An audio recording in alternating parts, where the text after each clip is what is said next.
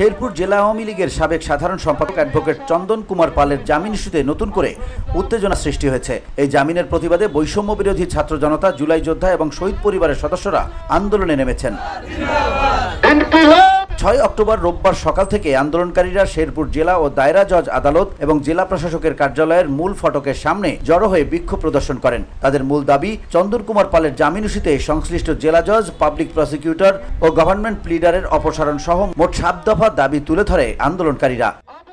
যদি আওয়ামী লীগ পুনর্বাসন হয় তাহলে বুঝবেন সেই ১৭ বছর আর কত বছরে রূপান্তরিত হয়।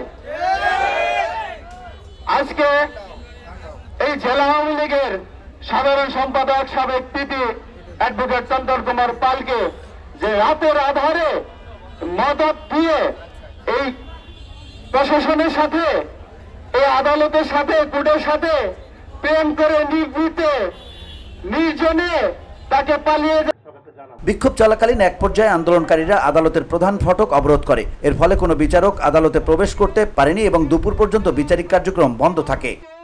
বৈষম্য বিরোধী ছাত্র আন্দোলনে আহত জুলাই যোদ্ধা ও শহীদ পরিবারের সদস্যরা জানিয়েছেন, তাদের দাবি পূরণ না হওয়া পর্যন্ত এই আন্দোলন চলবে।